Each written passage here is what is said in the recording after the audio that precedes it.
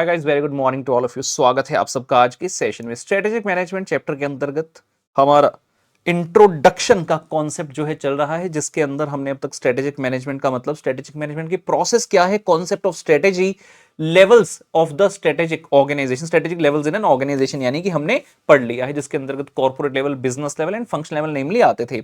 Strategy का nature क्या है, परफेक्ट कभी नहीं होती, और हमने कहा था कि strategy can be proactive, can be reactive, और समटाइम स्ट्रेटेजी ऐसी होती है कि भाई it can have the revolutionary effect also, जहां पर हमने यूपीआई के एग्जांपल की बात की थी। Then we talked about the importance and the limitations of strategic management as well. हमने कहा था स्ट्रेटेजिक मैनेजमेंट भाई बेहद इंपॉर्टेंट है, कई सारे पॉइंट्स हमने जो है पढ़े थे और हमने कहा था जैसे एक सिक्के के दो पहलू हैं, वैसे ही इंपॉर्टेंस के साथ साथ कुछ लिमिटेशंस भी होती हैं, जैसे कि it's a costly affair, time consuming है, कस्टमर का रिस्पॉन्स जानने में, कस्टमर का स्ट्रेटेजी जानने में हमें समय लगता है, एकदम से पता नहीं चल जाओ, और जो एनवायरनमेंट है वो कॉम्प्लेक्स एंड टर्बुलेंट नेचर का रहता है, राइट। उसके बाद हमारे सामने इस चैप्टर का जो थीम पेंडिंग है वो क्या चीज है, हमारे सामने चैप्टर का एक मेन टॉपिक पेंडिंग है, जो कि है स्ट्रेटेजिक इंटेंट। स्ट्रेटेजिक इंटेंट के अंदर vision, mission, goals, objectives, values, ये सब चीजें इस कॉन्सेप्ट के अंदर डिफाइन की गई हैं। क्या होता है स्ट्रेटेजिक मैनेजमेंट, क्या लगता है strategic intent, sorry strategic intent कहते हैं कोई भी बिजनेस जो चल रहा है कोई भी ऑर्गेनाइजेशन जो बिजनेस कर रही है, आपके लिए स्ट्रेटेजिक इंटेंट का होना और उस इंटेंट को जानना बड़ा आवश्यक है। अगर आप ये बिजनेस कर रहे हो, क्यों कर रहे हो, जाना कहां चाहते हो, पर्पस क्या है, मन में क्या है, करना क्या है, उसे कहते हैं स्ट्रेटेजिक इंटेंट।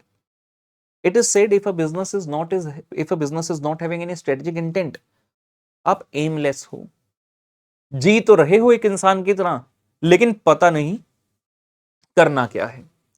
और किसी भी ऑर्गेनाइजेशन के लिए स्ट्रेटेजिक इंटेंट होना बहुत आवश्यक है, क्योंकि स्ट्रेटेजिक इंटेंट के अराउंड ही आपका विजन, आपका मिशन, आपके गोल्स और ऑब्जेक्टिव्स अलाइन होंगे। स्ट्रेटेजिक इंटेंट अगर ना हो तो कहने को तो बिजनेस कर रहे हैं, लेकिन पता नहीं कब तक कर पाएंगे, और कर भी रहे हैं तो कब तक लॉस में रहकर कर पाएंगे। सो स्ट्रेटेजिक इंटेंट का होना बेहद आवश्यक है।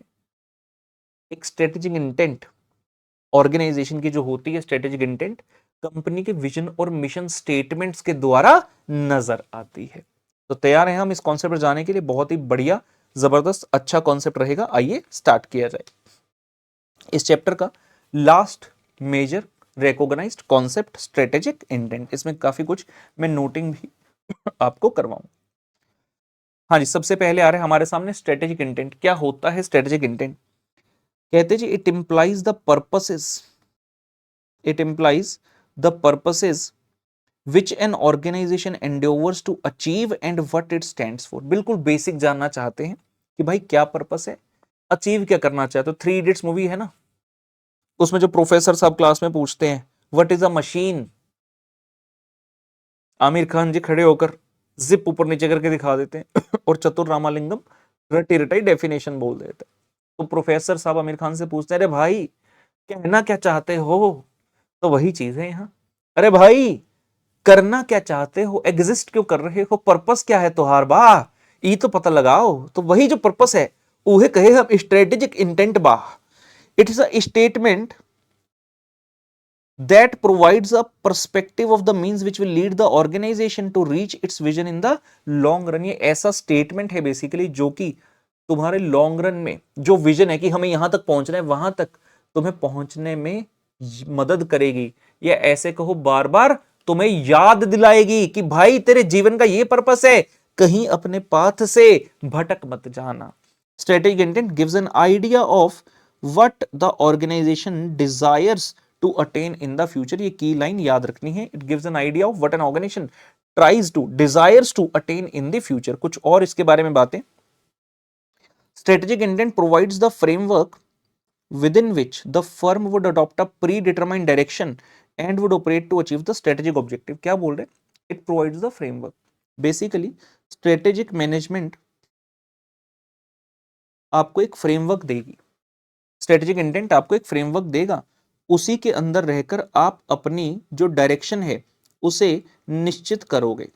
इसी के अंदर रहकर आप अपनी डायरेक्शन निश्चित करोगे, प्री डिटरमाइंड कि हमें इस डायरेक्शन में जाना है, और उसी डायरेक्शन में जाते हुए अपनी स्ट्रेटेजिक इंटेंट को अचीव करने के लिए जो जो गोल्स ऑब्जेक्टिव्स आपको बनाने हैं उन ऑब्जेक्टिव्स को बनाओगे और उनको अचीव करते जाओगे। तो स्ट्रेटेजिक इंटेंट एक फ्रेमवर्क दे रहा है कि भाई इस दायरे के अंदर रहते हुए काम करना। जैसे कि हर ह्यूमन बीइंग डिफरेंट होता है, हर किसी की फैमिली अलग होती है, तो मान लो आपने अपने इर्द गिर्द एक स्ट्रेटेजिक फ्रेमवर्क है, ठीक है ना। कुछ बच्चे आप देखते हो बचपन से ही टॉपर टॉपर टॉपर रहे होते हैं, तो उनका एक फ्रेमवर्क है, उन्हें उस फ्रेमवर्क के अंदर रहकर काम करना है।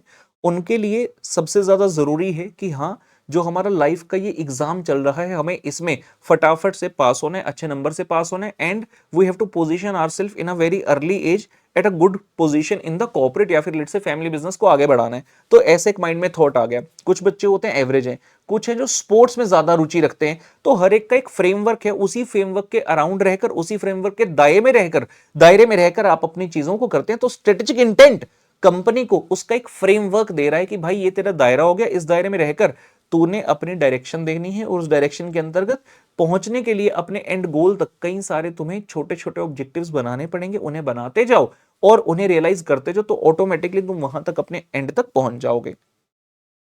Then it says clarity in strategic intent. Strategic intent होना और उसकी एक्सट्रीम क्लैरिटी होना, it is very very important for the future success and growth of the enterprise irrespective of its nature and size.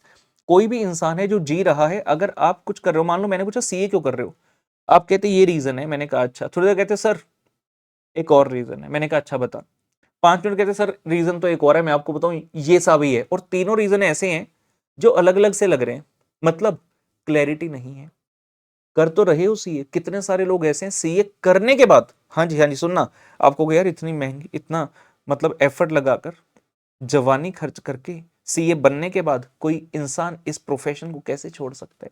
लेकिन बहुत से ऐसे लोग हैं जैसे कई सारे ऐसे स्टूडेंट होते हैं ना, 11 12 में नॉन मेडिकल या मेडिकल ले लिया, फिर आ जाते हैं कॉमर्स में, क्योंकि उनकी इंटेंट उस समय पर क्लियर नहीं थी। They did not have the clarity what they want to do. Similarly कई सारे लोग सीए में आ गए, कर भी ली, सीए बन गए, कहते यार मजा सा नहीं आ रहा, I want to do something else, तो वो किसी और चीज में घुस जाते हैं। या फिर कई बार बच्चा आता है, फाउंडेशन सीपीटी वगैरह क्लियर किया, इंटरमीडिएट क्लियर किया, कहते मुझे मजा नहीं आ रहा इसमें, I want to do something else. कई सारे स्टूडेंट्स मेरे ऐसे रहे हैं जिन्होंने ऐसा पाथ अपनाया है। तो आप समझ रहे हो, अगर क्लैरिटी नहीं है, ये नहीं कि आप जीवन में जो करना चाहते हो वो नहीं कर पाओगे, लेकिन हो सकता है अगर क्लैरिटी होती तो मैं उसको आज से 3 साल के अंदर कर पाता, लेकिन क्योंकि मुझे क्लैरिटी नहीं है तो 3 साल तो मैंने ऐसे जीवन में इधर उधर की चीजों में लगा दिए, मुझे लगा कि ये कर लूं वो कर लूं, और 3 साल बाद याद है अरे बाप रे, ये तो मैं करना ही नहीं चाहता, मैं तो कुछ और करना चाहता था। तो जो चीज भाई 3 साल में हो सकती थी, 3 साल के बाद तो वो शुरू हो रही है। हो सकता है आपको कुल मिलाकर 6 7 8 साल लग जाए उस चीज को करने में जो बहुत जल्दी हो सकती थी। सिमिलरली ऑर्गेनाइजेशन क्या करना चाहती है, बड़ा जरूरी है आपके लिए विद क्लैरिटी पहचानना, सो दैट आप फ्यूचर में अपना ग्रोथ पाथ पर जा सको और सक्सीड कर सको। और कहते ये मैटर नहीं करता भाई तुम्हारा नेचर क्या है, किस इंडस्ट्री में हो, क्या साइज है तुम्हारा, छोटे हो बड़े हो, अरे भाई क्या नेचर है क्या साइज है ये मैटर नहीं करता। क्लैरिटी इन स्ट्रेटेजिक इंटेंट हर किसी के लिए बड़ी आवश्यक होती है। Strategic intent is generally stated in broad terms, कहते ब्रॉड टर्म में बात करें तो यही चीजें, लेकिन अगर प्रिसाइजली बोलें it is an expression of aims to be achieved operationally, that is your goals and objective. सीधी सीधी बात करें, स्ट्रेटेजिक इंटेंट का मतलब है गोल्स एंड ऑब्जेक्टिव्स जो हम रियलाइज करना चाहते हैं कि भाई ये है हमारा इंटेंशन, ये मैं अचीव करना चाहता हूं, this is my aim, I want to do this, तो ये है स्ट्रेटेजिक इंटेंट। ठीक है, हमने कुछ नोट्स बनाए थे, नोट्स में कुल मिलाकर 5 पॉइंट लिख चुके हैं, यहां पर नंबर 6 लिखना। मैं स्ट्रेटेजिक इंटेंट के लिए कुछ और अच्छी लाइंस आपको लिखवा रहा हूं। Number 6,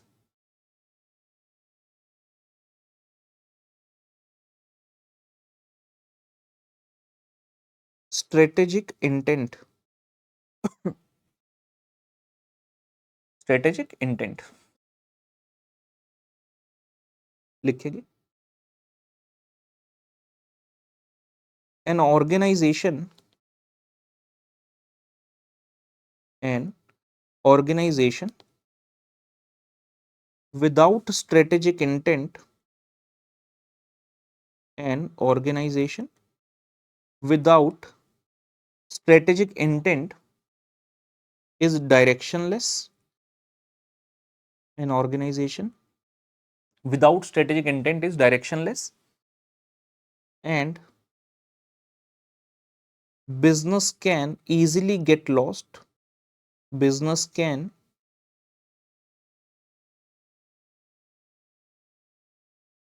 easily get lost and drift aimlessly.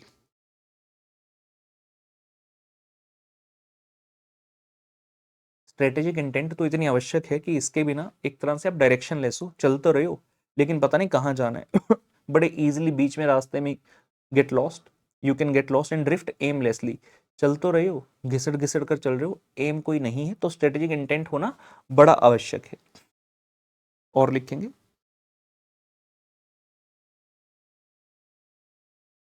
having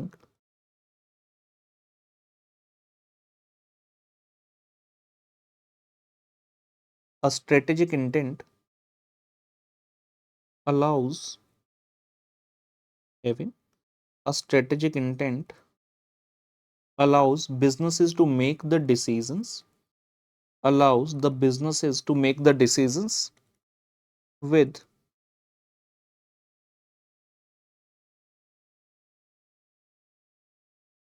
clarity and certainty. Having a strategic intent allows the businesses to make the decisions with clarity and certainty. अगर strategic intent clear होगी तो डिसीजन क्लैरिटी से ले पाओगे, certainty से ले पाओगे, क्योंकि आपको याद दिलाने के लिए हमेशा एक स्ट्रेटेजिक इंटेंट रहेगी। मान लो कभी डिसीजन ले रहे हो और डायल में आ गया कि यार ये डिसीजन लेने से मैं उस गोल तक पहुंच पाऊंगा या नहीं, you just have to think of the strategic intent कि यार मेरा इंटेंशन क्या है, मैं बिजनेस कर कर मुझे जाना कहां तक है, where do I wish to land, पहुंचना कहां है मुझे। अगर आपको लगता है जो डिसीजन ले रहे हो अगर वो उस गोल तक पहुंचने में मदद करेगा then definitely you can take that decision. अगर लगता है कि नहीं ये उस एम तक मुझे नहीं पहुंचाएगा, मेरा एम जा रहा है इधर, ये डिसीजन लेने से मेरी डायरेक्शन चेंज होगी, then don't take the decision. तो स्ट्रेटेजिक इंटेंट होना बड़ा आवश्यक है। Next,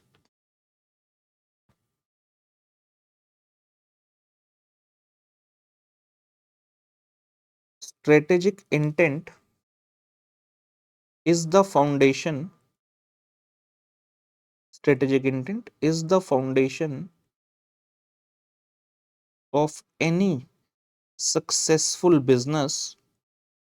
Strategic intent is the foundation of any successful business, and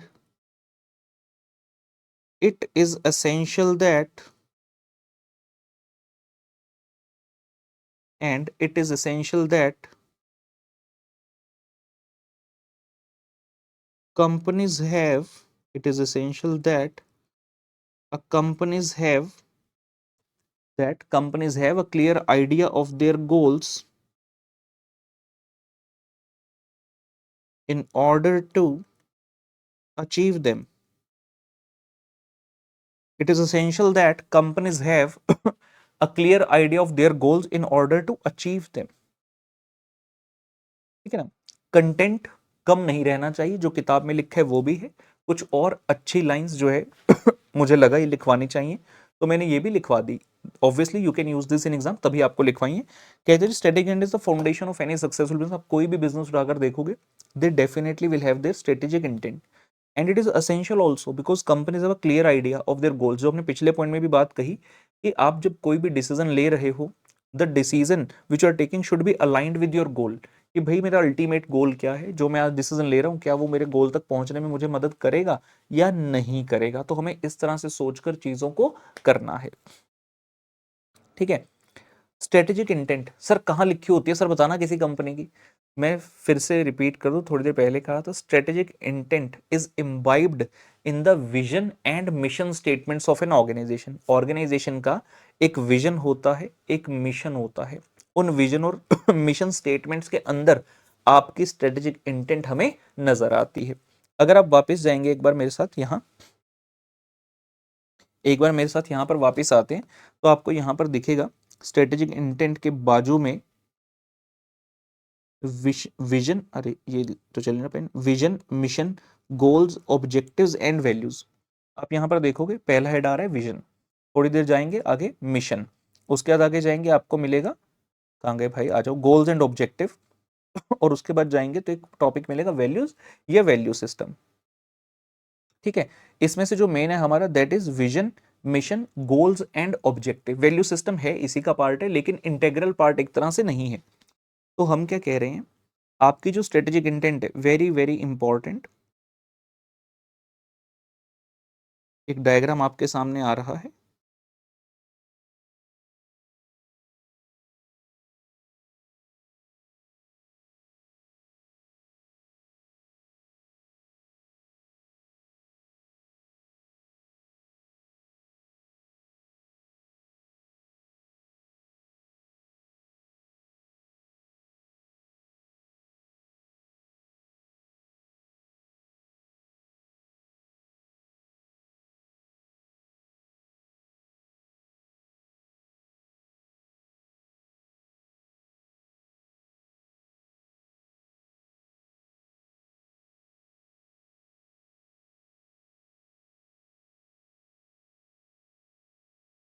so this is my strategic intent, this is my strategic intent, these are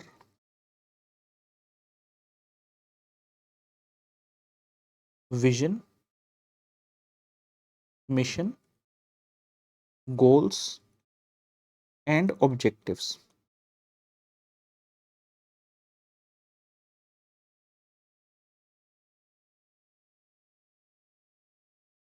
vision, mission, goals and objectives.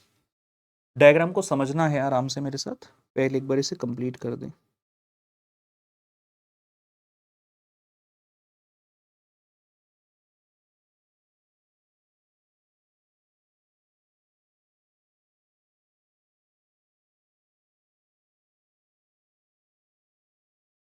हम क्या कह रहे हैं, strategic intent के चार main core areas हैं, vision, mission, goal and objective. कोई भी ऑर्गेनाइजेशन के लिए हमने कहा स्ट्रेटेजिक इंटेंट होना बड़ा आवश्यक है, और स्ट्रेटेजिक इंटेंट जो है it is visible in the form of vision and mission statements. सबसे पहले आता है विजन, जो बताता है कि आप फ्यूचर में कहां तक पहुंचना चाहते हो, what do you want to accomplish, it is always about the future. Then vision के बाद आता है mission. Vision is about the future but mission is about today. Vision ने क्या बोला, what I want to accomplish, how it is reflected in the mission statement. Vision बताता है कहां जाना है, मिशन बताता है क्या करते हुए जाना है, कैसे पहुंचना है। गोल्स एंड ऑब्जेक्टिव, नॉर्मली गोल और ऑब्जेक्टिव को एक जैसा समझा जाता है, बट यहां पर जो गोल है वो बेसिकली ओपन एंडेड एट्रीब्यूट है। Goal is open ended attribute, लेकिन जो ऑब्जेक्टिव है वो क्लोज एंडेड होता है। प्रिसाइज टर्म से बताता है कि भाई अपने को ये करना है।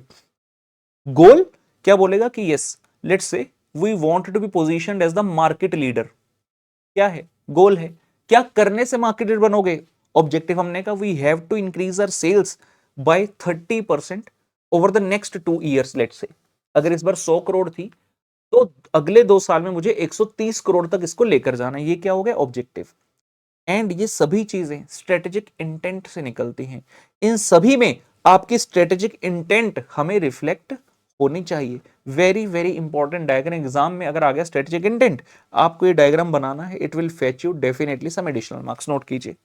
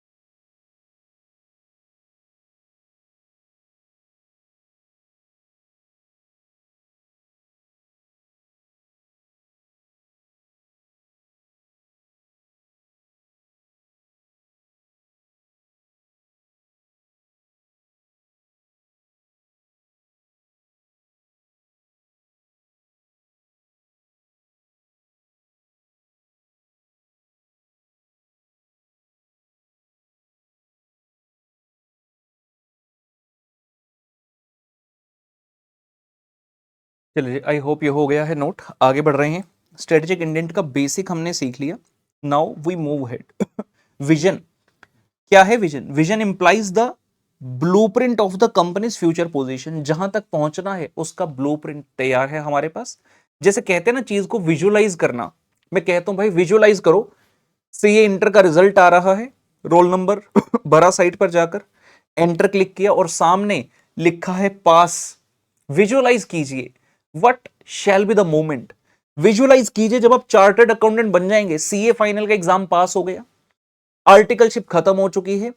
विजुअलाइज कीजिए आपकी जॉब का पहला दिन, आपकी प्रैक्टिस का पहला दिन। विजुअलाइज कीजिए अपने सपनों को, वही है vision. Vision implies the blueprint of the company's future position. It describes where the organisation wants to land by finally, हम कहां पहुंचना चाहते हैं। It depicts the organisation's aspirations and provides a glimpse of what you would like to become in the future. It depicts the organization's aspirations. तुम्हारी क्या महत्वाकांक्षाएं हैं। It gives a glimpse of what you would like to become in future. Future में कैसा बनना चाहते हो, क्या बनना चाहते हो, कैसा दिखना चाहते हो, वो होता है विजन। जैसे कि हर कंपनी का अपना एक विजन स्टेटमेंट होता है। एचडीएफसी बैंक के बारे में सब जानते हैं। तो एचडीएफसी बैंक ने अपना विजन क्या बनाया? HDFC bank, one of the largest banks in India, has clearly defined its vision of being a world class Indian bank. World class facilities वाला इंडियन बैंक बनना है कि इंडिया में हम इस तरह की सर्विसेज देंगे, द पीपल विल से कि भाई क्या बात है, वर्ल्ड क्लास सर्विस है, मजा आ गया। ये है एचडीएफसी बैंक का विजन स्टेटमेंट। तो यही तो हम कह रहे हैं, आप अपने आप को फ्यूचर में कहां देखना चाहते हैं, कहां पहुंचना चाहते हैं, वो आपका विजन रहता है। और भी लिखे हैं, पढ़ सकते हैं, एक दो मैं भी लिखवाऊंगा आपको विजन के बारे में। लिखते हैं कुछ points. It is about future. Vision में लिख रहे हैं it is about future. Vision is what you want to accomplish. Vision is what you want to accomplish. ये फ्यूचर के बारे में है, आप क्या accomplish करना चाहते हैं वो बताता है विजन आपको। बहुत सारे और भी पॉइंट्स लिखे हैं, काफी सारे पॉइंट्स लिखे हैं, जो जो मेन होगा उसको रीड करते रहेंगे। Strategic vision delineates the management aspirations for the business, providing a panoramic view of where we are to go and a convincing rationale why this makes good business sense for the company. तो vision जो है वो management की aspirations बताता है, हमें कहां तक पहुंचना है, और उसके पीछे उनका एक राशनल होता है कि हम इस बिजनेस में क्यों हैं, why it makes a good business sense. अगर एचडीएफसी आज बैंक है तो वो बैंक क्यों है, ये उसके कॉर्पोरेट लेवल के लोग जानते हैं। Strategic vision points out a particular direction, charts a strategic path to be followed in future and molding the organizational identity.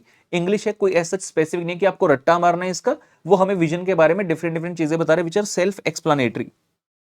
कहते जितना अच्छा आपका विजन होगा, a clearly articulated strategic vision communicates management's aspirations to the stakeholders and helps to share the energies of company's personnel in a common direction. Very important line, we will try to remember it. कहते अगर आपने clearly एक बढ़िया vision बनाया होगा, clearly articulated strategic vision, clearly articulated vision पढ़कर ऐसा ना लोग कंफ्यूज हो जाएं। क्लियर होना चाहिए, बढ़िया से लिखा हुआ। It shows the aspirations of management to the various stakeholders. Stakeholder कौन है? The people who have invested in your company, that is your shareholders and investors, your customers, your suppliers, the society in which you are operating, the government with which you are interacting, ये सभी आपके कौन है? Stake holders हैं।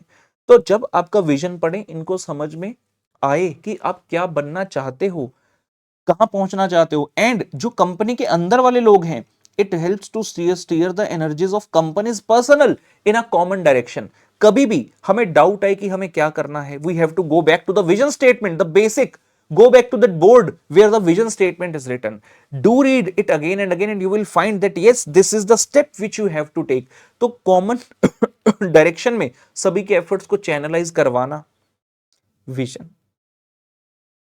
Every subsystem of the organisation is required to follow its vision. Every subsystem मतलब सभी लोग जितने भी हैं, जिस भी लेवल पर काम कर रहे हैं, the kind of decisions you are taking, किस तरह से अप्रोच कर रहे हो एक्सटर्नल एनवायरनमेंट को, सभी में आपका विजन नजर आना चाहिए कि भाई जो हमारा विजन है ना, हम उसको अचीव करने के लिए ये स्टेप्स सारे टेकअप कर रहे हैं। For instance, Henry Fords vision of a car in every garage had power. Ford company के बारे में जानते हैं, हेनरी फोर्ड ने स्टार्ट किया था, तो उनका विजन था to have a car in every garage. अब ये जो विजन है, पावरफुल विजन लगता है। उन्होंने सिर्फ ये नहीं बोला I want to sell my cars, they had a dream of a car in every garage, तो जिसके कारण वो कंपनी को उस हाइट्स तक लेकर जा पाए। ओके, मैं तो एक चीज से जबरदस्त कनेक्ट करता हूं, तो मैं उसके विजन मिशन के बारे में आपको लेकर चलूंगा। बात है सन 2004 की, ईयर 2004। उस साल एक फिल्म आई थी जी, वीर ज़ारा। बड़ी प्यारी फिल्म है, शाहरुख खान, प्रीति जिंटा, रानी मुखर्जी लीड रोल में। क्या मूवी थी, गजब। मैंने उस समय क्लास 12th पास की थी, बीकॉम 1 में था एसडी कॉलेज में, और साथ ही साथ सीए फाउंडेशन की तैयारी भी स्टार्ट करी थी। मई 2005 में एग्जाम था, मई 2005 में फाउंडेशन का एग्जाम था।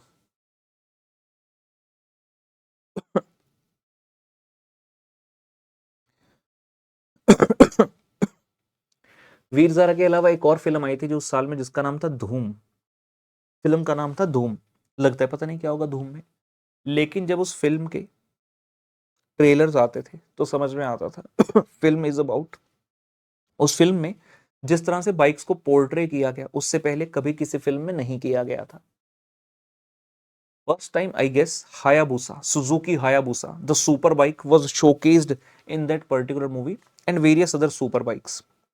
जॉन अब्राहम और उसका गैंग होता है चोर, अभिषेक बच्चन और उदय चोपड़ा, उनको पकड़ने के लिए। अभिषेक बच्चन पुलिस में थे, उदय चोपड़ा सुपर बाइक से काम करता, तो उसको साथ में उन्होंने ले लिया। चलो, to cut the story short, film आई जी धूम। लाइफ में बहुत बार क्या होता है, आपका इंटरेस्ट क्या है आपको पता नहीं चलता। With the age you grow you get to know कि यार this is my interest area. जैसे थोड़ी देर पहले मैंने कहा, कई बार हम सीए स्टार्ट कर देते हैं, लेकिन इंटर करने के बाद लगा, सीए बनने के बाद लगा यार ये तो नहीं करना चाहता था मैं लाइफ में। And it is very essential to accept this kind of things. कई बार हम इन चीजों को इग्नोर करते हुए जीवन की भाग दौड़ में जो है उसी को करते रहते, चाहे बेमन से करते रहें। लेकिन बात यह कि जिस चीज में मन लगता है, अगर उसी को अपना प्रोफेशन बना लें, तो प्रोडक्टिविटी कितना टाइम्स हो जाएगी, डैश टाइम्स हमारी प्रोडक्टिविटी इंक्रीज हो जाएगी। So we one should not be reluctant to accept कि यार ये मेरा सपना नहीं था, मैं ये नहीं करना चाहता था, I wanted to go into this field. Three Idiots film में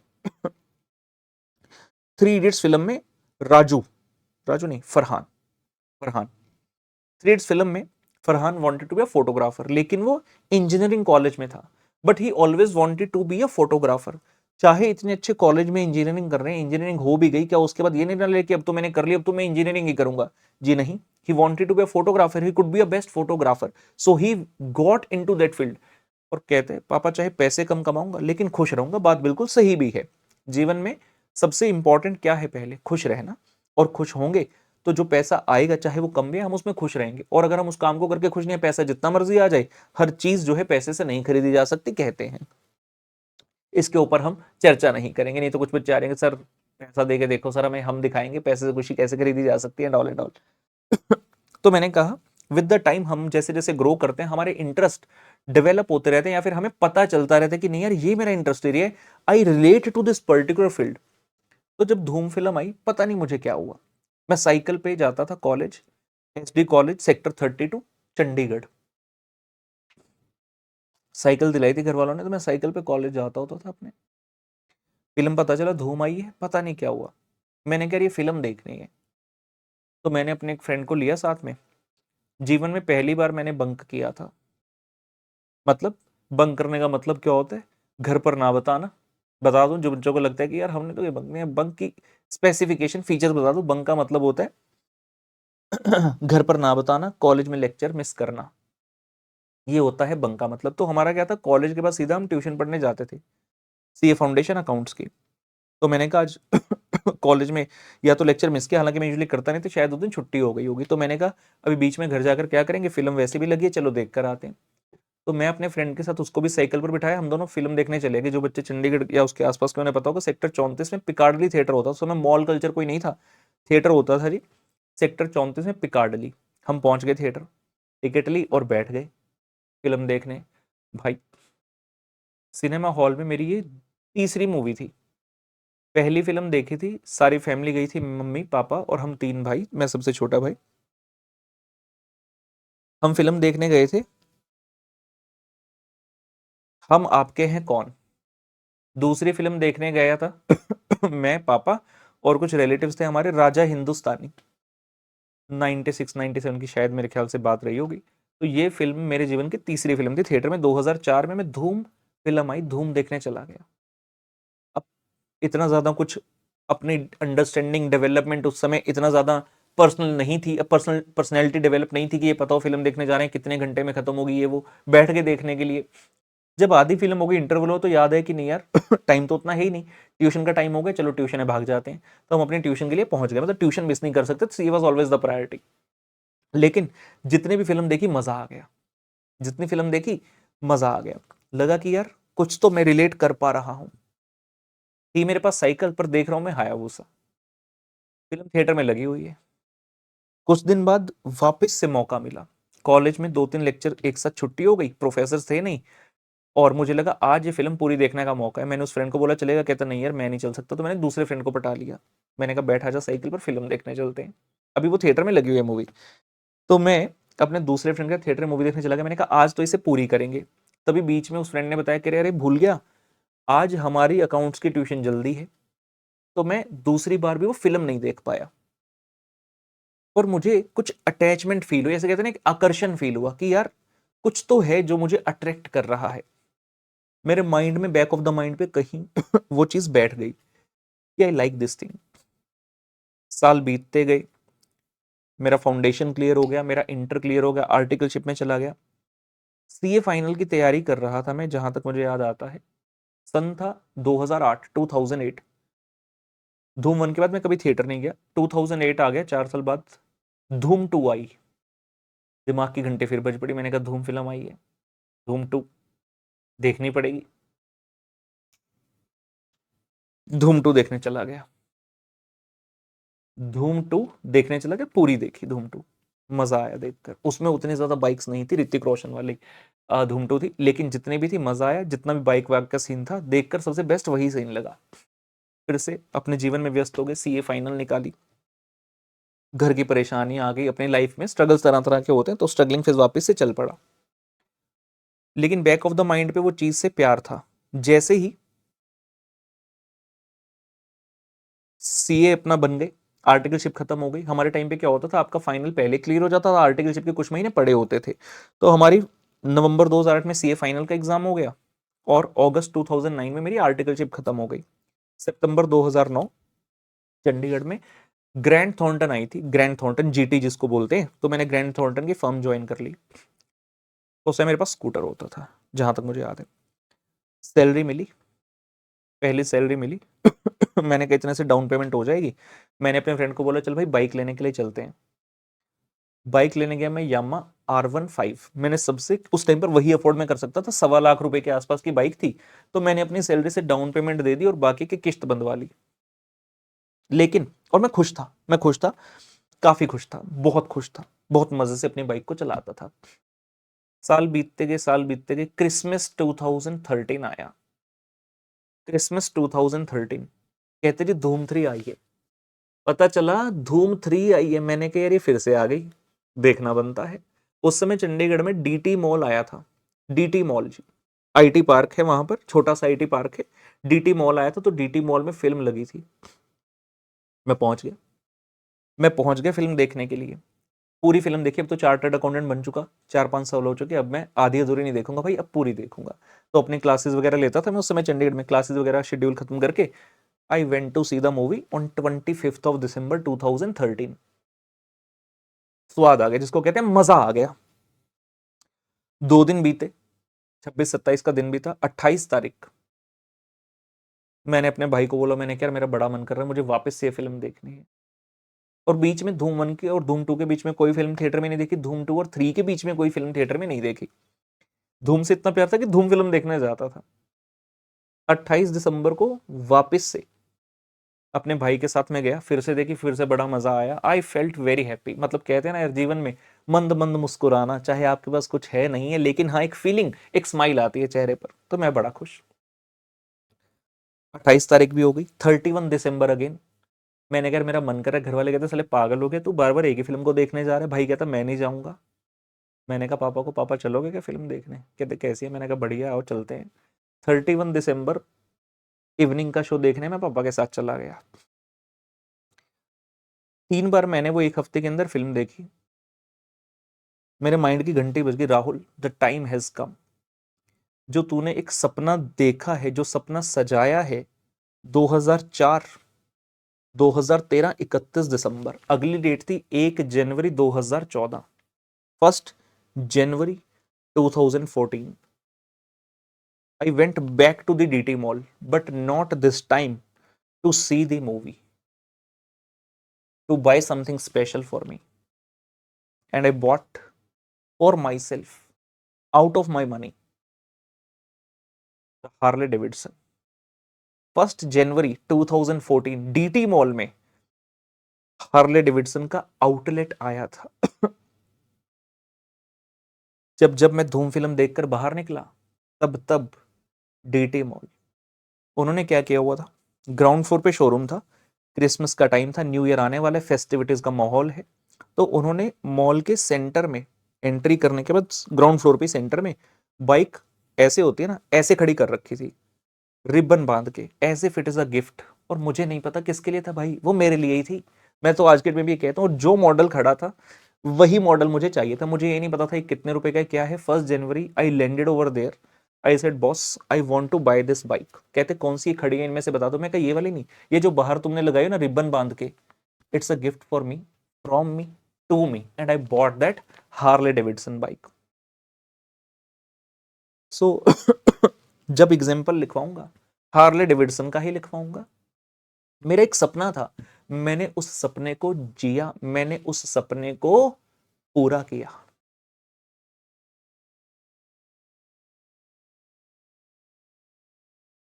this is my pic on my bike Harley Davidson. अब इसके बारे में लिखेंगे तो इसे जान लेना भी उचित है। इस बाइक का मॉडल का नाम होता था Harley Davidson superlow, 883 CC, twin engine, पहले गियर में 60-70 की स्पीड तक आराम से पहुंच जाती थी। बड़ी राइड्स करी मैंने इस पर 2014 में। 2014 में ही सबसे ज्यादा चलाई थी मैंने। I went to Agra on bike. बच्चे कह रहे सर बाइक पर? हाँ जी, चंडीगढ़ से आगरा बाइक पर गए थे। एंड जब जाते थे तो रैली निकलती थी, रैली इन द सेंस पूरी राइड निकलती थी। Used to be a lot of riders. In 2014 itself I went to Ranthambore. Ranthambore national park है, टाइगर पार्क है राजस्थान में, वहां पर भी गए थे। और बाकी जो सिटी राइड्स एक्सेट्रा होती थी आसपास, संडे ब्रेकफास्ट राइड्स एक्सेट्रा, वो use to go over there as well. एक और फोटो है मेरे पास, मेरे पास 2 ही फोटोज मिली मुझे, तो मैंने कहा बच्चों के सामने जरूर पेश करेंगे। बाइक पर नंबर देखोगे तो चंडीगढ़ का ही नंबर है मेरा, चंडीगढ़ में ही ली थी। This is my bike. So Harley Davidson की हमारी ये कहानी है। तो जब मैं विजन मिशन की बात करता हूं मुझे याद आती है वो चीज। जब 2004 में मैंने फिल्म देखी तो एक विजन था माइंड में। It is about the future, vision is what you want to accomplish. हर एक की लाइफ में ना कोई बचपन से कोई चीज बड़ी पसंद होती है हर किसी को। किसी को महंगे महंगी घड़ियों का शौक होगा, किसी को महंगे महंगे जूतों का शौक होगा, किसी को महंगे महंगे कपड़ों, किसी को महंगे परफ्यूम का। हर किसी के अपने शौक होते हैं। मेरा शौक था automobiles, bikes, cars and little bit phones as well. तो मेरा जोन यही रहा और मैंने अपने उस सपने को किया पूरा। It is about the vision, vision is about the future, what you want to accomplish, और मिशन कहता है भाई तो उसको अकम्प्लिश करेगा कैसे? तो मेरे माइंड में था मुझे पढ़ाई करनी है, मुझे पैसे कमाने हैं, क्योंकि जो मैं चाहता हूं वो मुझे पैसा दिलाएगा। I did my C, I did my C S, I did my C M में, I got all India ranks. मैं एक्स्ट्रा पढ़ाई करता था सो दैट मैं लाइफ में पीछे ना रह जाऊं। मुझे कमाने थे पैसे, लेकिन कोई प्रेशर नहीं था। I enjoyed doing all this, it was a passion for me. So it is very important what is your passion. हम पढ़ाई क्यों कर रहे हैं, हम सीए क्यों कर रहे हैं, भाई तेरा विजन क्या है, उस विजन तक पहुंचने के लिए तेरा मिशन क्या है। So this is all about how this thing works. ये मेरी एक पर्सनल स्टोरी है, लेकिन हर बिजनेस की भी यही स्टोरी है। आप आज की डेट में हो, जाना कहां पर चाहते हो, that is the thing which matters. So you should have a vision of where you want to land, what you want to achieve, what you want to become. If you visualize that, you will definitely reach over there, go over there. The circumstances may be any, the circumstances may be challenging, the future may be uncertain, turbulent environment face करोगे, situations complex आएंगी, but it is you who has the part to reach that particular aim. जो आपने सपना देखा है, उस सपने को जीना, उसको अचीव करना, ये ताकत आप में ही है।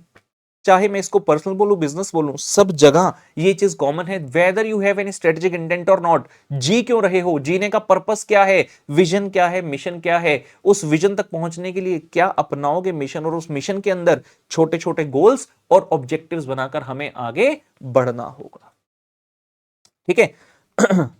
एक सेकंड दीजिए।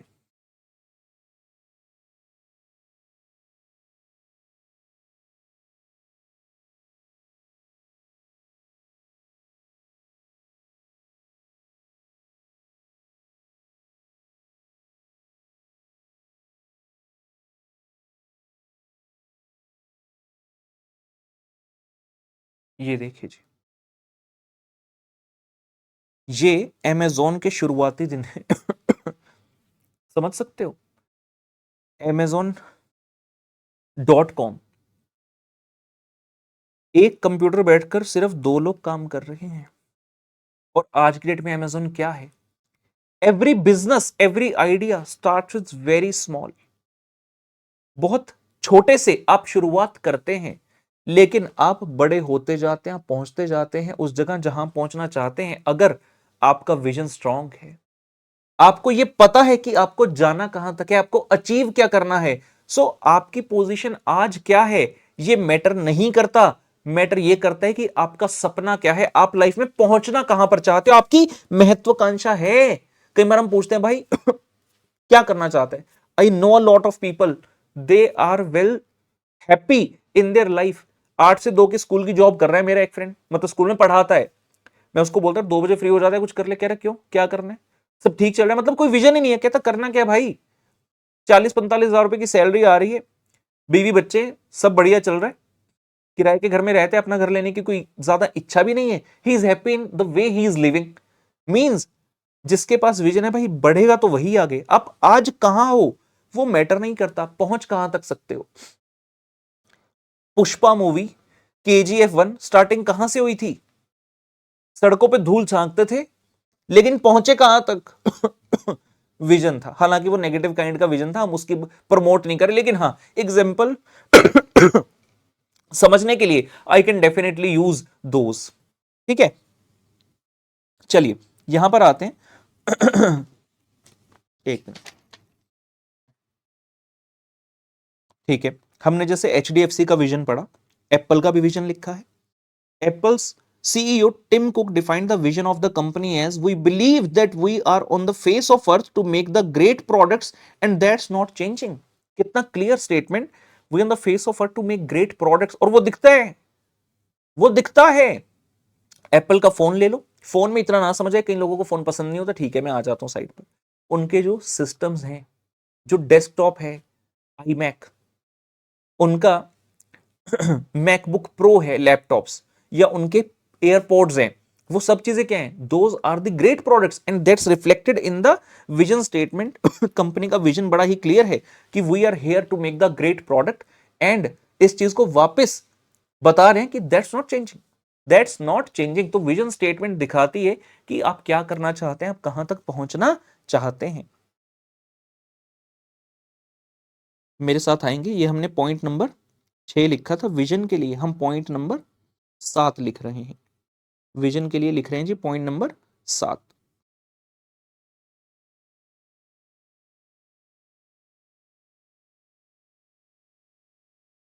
बात कर रहे हैं गूगल कंपनी का।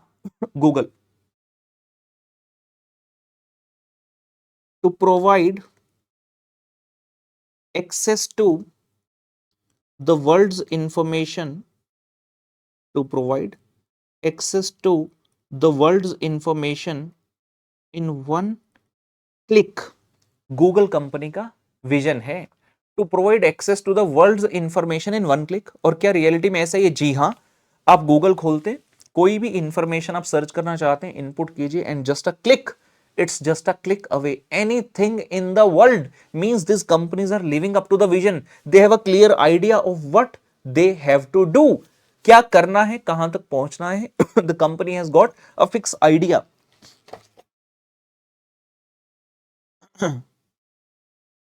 और बात करेंगे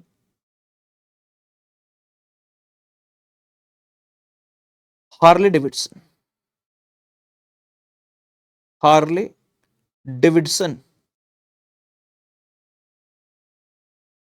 1903 में स्टार्ट की गई 4 लोगों के द्वारा American brand motorcycle Harley Davidson, popularly known for its cruising bike, not a sports bike, cruising bike means for the long distances with a lot of comfort. Harley Davidson की एक और कहानी बताएंगे।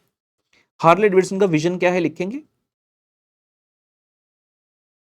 Building our legend and leading through innovation, evolution and emotion।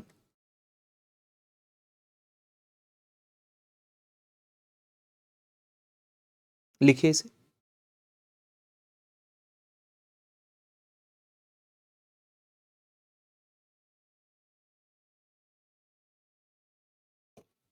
building our legend, Harley Davidson bike has been used by a lot of famous personalities across the globe in the past and even today। तो इनका vision statement कहता है we have to building our legend, मतलब एक community जो हमारी legends की है उसे और बिल्ड करते रहेंगे। And leading means we will be a leader. कहने को तो कॉम्पिटिटर तुम्हारे बहुत सारे हैं, BMW की बाइक आती है, होंडा की आती है, यामाहा की आती है, डुकाती की आती है, but we will be the leader. कैसे? इनोवेशन, टाइम टाइम पर इनोवेशन करते रहेंगे, कैसे अपनी बाइक्स को और ज्यादा बेटर बना सकते हैं। इवोल्यूशन, इवॉल्व करते रहेंगे, नई नई टेक्नोलॉजीज लाते रहेंगे। And emotion, that's the most important part. Harley Davidson is like a family to the people who have got this bike. Communities होती हैं, बड़ी स्ट्रॉन्ग कम्युनिटी होती है हार्ले डेविडसन की, स्पेसिफिक ग्रुप्स होते हैं, सभी एक साथ जाते हैं, कभी भी कोई काम है, कुछ चीज है, अदर नहीं भी है। Every Sunday everybody is meeting at a particular point, they are just going to breakfast, they are just going to cruise along, तो they have built a strong community of all the people। तो Harley Davidson कहते हैं कि it's an emotion. कब से नहीं चलाता मैं, लेकिन आज भी मेरे पास बाइक खड़ी है, because it's an emotion for me, I can't part it from me. मैं उसे अपने से अलग नहीं कर सकता, क्योंकि मेरे लिए वो मशीन नहीं है, मेरे लिए मेरा सपना है जिसे मैंने बहुत कुछ खोकर पाया है और वो हमेशा मेरे पास रहेगी। So this is the vision of these companies। Coming back, हमने कुछ नोटेबल पॉइंट्स पढ़े, हेनरी फोर्ड वाला भी पॉइंट पढ़ा। कहते जी क्या एसेंशियल्स हैं विजन के। The entrepreneurial challenge in developing a strategic vision is to think creatively about how to prepare a company for the future। जब एक विजन बना रहे हो, बहुत ही क्रिएटिविटी के साथ सोचकर तो बनाना है, लेकिन बनाना भी इस प्रकार से है कि आप उस स्ट्रेटेजिक विजन के तहत अपनी कंपनी को फ्यूचर के लिए प्रिपेयर भी कर पाओ। मान लीजिए किसी ने नया नया बिजनेस स्टार्ट किया, जोश जुनून चढ़ा है, विजन बनाना है, विजन बनाना है, 10 कंपनी की विजन स्टेटमेंट खोल ली, सबको तोड़ मरोड़ के अपनी एक विजन स्टेटमेंट बना दी। लेकिन जो रोजमर्रा की जिंदगी में काम कर रहे हो, विजन से उसका दूर दूर तक कोई लेना देना नहीं है। मतलब विजन तो बना लिया इतना पावरफुल, लेकिन उसके मुताबिक काम कर ही नहीं पा रहे। तो ऐसा नहीं होना चाहिए। जो आप अचीव कर सकते हो वैसा ही विजन बनाना। देखो टू फोल्ड बात है, पहली हमने कहा विजन बनाओ और फिर सारे एफर्ट्स लगा दो उस विजन को अचीव करने में। लेकिन भाई अगर तेरे को पता है तेरे पास एफर्ट्स नहीं है, रिसोर्सेज नहीं है, तेरे अंदर उतनी कैपेबिलिटी नहीं है, तो विजन भी इतना ज्यादा पावरफुल, विजन बनाओ लेकिन ऐसा मत बनाओ जिसको देखकर लोग कंफ्यूज हो जाएं कि यार विजन तो ये है लेकिन तुम अपनी कंपनी को प्रिपेयर नहीं कर पा रहे हो। सो एंटरप्रेन्योर चैलेंज है कि about how to prepare the company for the future. Forming a strategic vision is an exercise in intelligent entrepreneurship. आपका विजन आपके बारे में काफी कुछ कहता है। So you have to be strong enough, intelligent enough as an entrepreneur की जो विजन बनाओ वो रिलेट कर पाए किससे, आपके कस्टमर से, आपके जो डिफरेंट डिफरेंट स्टेक होल्डर्स हैं उनसे कनेक्ट कर पाए। दे में फील कनेक्टेड कि हाँ ये विजन है, because most of the time people align their vision with the organisation. बहुत सारे कंपनीज के प्रोडक्ट आज की डेट में हम इसलिए खरीदते होंगे क्योंकि हमें पता है कि हाँ मेरी वैल्यूज या मेरा जो विजन है वो इस कंपनी के विजन से रिलेट करता है, कुछ तो कॉमन है, कुछ तो अपनापन है, हमें ऐसा फील होता है। A well-articulated strategic vision creates enthusiasm among the members of the organization. Vision अच्छा होगा तो कंपनी के एम्प्लॉइज जो टीम मेंबर्स हैं they will also feel motivated कि हाँ हमें कंपनी के विजन को अचीव करने के लिए काम करना है। एंड जितना बढ़िया विजन स्टेटमेंट होगा it clearly illuminates the direction in which the organisation is headed. कहता आपको पता चलता है किस डायरेक्शन में कंपनी को लेकर आपने जाना है। ठीक है, ठीक है। LIC का भी लिखा है, ये भी पढ़ लेते हैं। कहते हैं LIC largest insurance company of India has defined its vision as a transnationally, transnational मतलब which operates in more than one country, competitive financial conglomerate. Conglomerate तो है लेकिन फाइनेंशियल वाले, मतलब डिफरेंट डिफरेंट टाइप के प्रोडक्ट्स फाइनेंशियल हम offer करते हैं, of significance to societies and to be a pride of India. LIC आज की डेट में लार्जेस्ट इंश्योरेंस कंपनी है जिस जिस कंट्री में ऑपरेट करती है, मतलब ट्रांसनेशनल है, तो it is being shown as इनके लिए एक प्राइड की बात है कि हाँ ये इंडिया से बिलोंग करते हैं। And the people are connected with the company because they offer a long range of financial products, तो दे वर्क एज अ कॉन्ग्लोमीरेट। और भगवान ना करे जब भी किसी की जीवन में कोई अनहोनी होती है तो आपने पॉलिसी ली होती है LIC की, तो वो ऑब्वियसली आपको काफी हेल्प करते, तो लोगों का इमोशन भी इसके साथ काफी जुड़ा होता है। नेक्स्ट आ रहे जी मिशन। हमने विजन में कुछ बात लिखी थी, विजन के वक्त कुछ बात लिखी थी, हमने कहा था it is about future. Mission में लिखेंगे इट इज अबाउट, मिशन में लिखेंगे इट इज अबाउट टुडे। हमने क्या कहा था, विजन का मतलब है फ्यूचर में कहां तक पहुंचना है, लेकिन क्या करते हुए पहुंचोगे, क्या करोगे आप एक्चुअल में, वो क्या चीज है, that is your mission. It is about today. Vision में लिखा था vision is what you want to accomplish, यहां क्या है, how you want to accomplish. लिखेंगे जी mission is a, mission is simply how you will, how you will achieve your vision. Mission statement सिर्फ इतनी सी बात बताएगा कि भाई जो तूने विजन बनाया ना, उस विजन तक पहुंचने के लिए तुम्हें करना क्या होगा, वो है मिशन स्टेटमेंट। बिना कुछ पढ़े सबसे पहले एक एग्जांपल देखेंगे, बिना कुछ पढ़े सबसे पहले एक एग्जांपल पर जाएंगे। हमने थोड़ी देर पहले पढ़ा HDFC का विजन। कहते जी विजन क्या है, to be a world class Indian bank. अब यहां तक पहुंचने के लिए क्या करना है, मिशन की बात आ गई। HDFC Bank has two-fold mission. First, to be the preferred provider of banking services for the target retail and wholesale consumer segments. World class कैसे बनोगे, पहले आपको इंश्योर करना होगा कि जो भी आपके कस्टमर्स हैं, दे में भी रिटेल सेगमेंट, दे में भी होलसेल सेगमेंट। रिटेल सेगमेंट कौन हो गए, हम जैसे लोग हो गए जो एज एन जनरल इंडिविजुअल जा रहे हैं बैंक के पास डिफरेंट टाइप की सर्विसेज लेने के लिए। या तो मैंने बैंक के पास कोई अकाउंट मेंटेन किया है, सेविंग है, RD है, FD है, एक्सेट्रा, या फिर मैं बैंक से कोई लोन ले रहा हूं अपनी नीड के लिए, मुझे कार खरीदनी है, कार लोन, पर्सनल अपने नॉर्मल पर्सन के लिए चाहिए तो पर्सनल लोन, मुझे घर खरीदना है तो होम लोन ले रहा हूं, तरह तरह की लोन फैसिलिटी। या फिर होलसेल कस्टमर सेगमेंट जहां पर कंपनी एक्सेट्रा इनके पास एज अ कंज्यूमर जा रही है। Second is to achieve healthy growth in profitability consistent with the bank's risk apatite.